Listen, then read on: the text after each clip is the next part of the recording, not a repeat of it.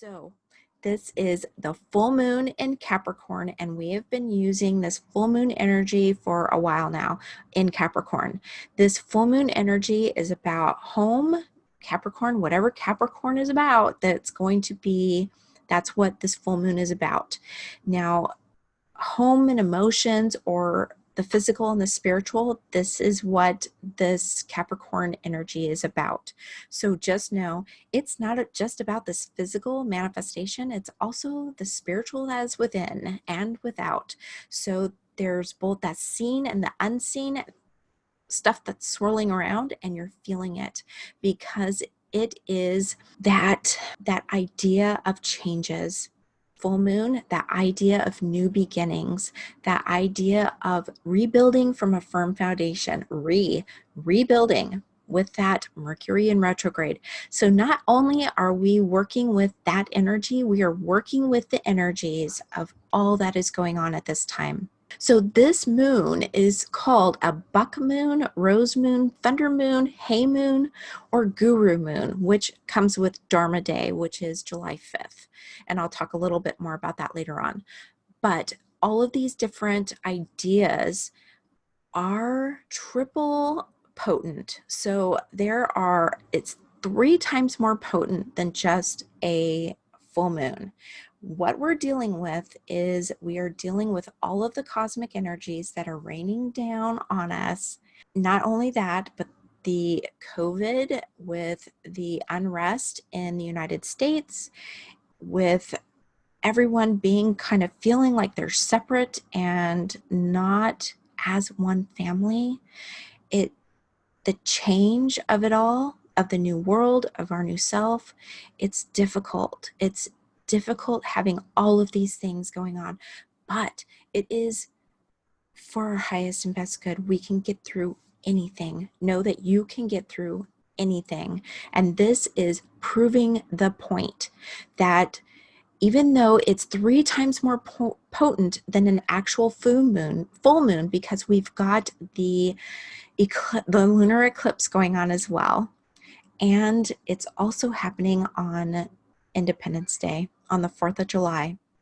So we are rebuilding this idea. We are building upon the foundations that have been laid. We are securing the ideas of what we want to see in our new world and within our new self, because the spiritual aspect as well, not only physical, but the spiritual. We are looking at rebuilding those foundations of our self, of the societies, and of the world. So no matter whether you live in the United States or you live in a different country, you're probably feeling a lot of the same things that everybody else is feeling. Even here in the United States, even though it may not seem as chaotic in your society and your community, just know that that energy, people sense it and react to it in different ways. So in the United States, this is how we're reacting to those energies. And one of the things that came up with this full moon is the idea of the guru moon and Dharma Day. Even though that is a day after the full moon, it's still within that cycle period of feeling those intense emotions. And what Guru Day or Dharma Day it tells us is that it's a time for us to clear our mind so that we can listen to the guru. We can listen to the guru within. It's for our highest and best good when we listen to our own self. Make sure that you are allowing your thoughts, your emotions, your ideas, your gifts to come full circle, to come forward. It's easy to listen to other people. It's easy to be sucked into the rhetoric that is going on. This is just another test of our ability to withstand the new world, to move forward with how we want the world to be. And it's up to us and as individuals in order to grasp that full force and to make our ideas known, to make what's in our heart of hearts not in our head, not what other people are asking us to do, not what other people are screaming or yelling or threatening for us to do, but for us to have that still small voice that is within and listen to it and be able to acknowledge it. Listen to that still small voice. What is it saying to you? And be able to bring that out, to show that still small voice has a voice, that that still small voice can express itself in its truest form. And your true self, your highest self, your spirit self, is telling you what that is. And it's best for us to just listen to it, not listen to the chaos, not listen to the these, those, and that's that are going on out there. Listen to your voice and then follow what it's asking you to do. That will actually help in a huge way be able to close the door and be able to go within a lot easier when we realize it's just chaos. It's just those stumbling blocks that may be trying to take us off course, off our course, off your course. What is your course? What are you meant to be doing? What are you meant to be giving to the world? Your messages, gifts, and talents are meant right now to be shared with the world.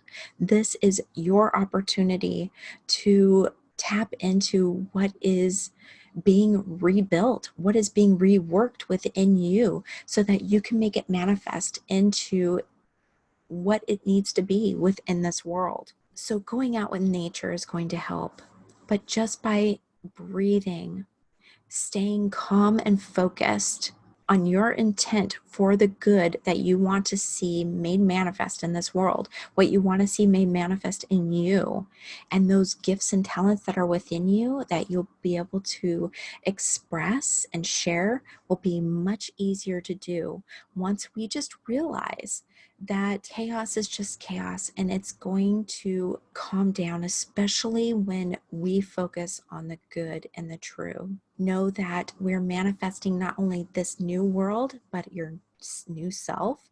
And the challenges that come with that can be overcome. It seems difficult. It seems like with all the chaos and everything going on, that it may not be easily achieved, but the more you focus on that good and the true and what you want to make manifest, the easier it's going to be over and over and over again. We are still working with this Mercury retrograde, which ends on July 12th, but you still have that shadow that lingers for about a week. So we still have some time to go with Mercury retrograde, and we want to focus on the words that start with re.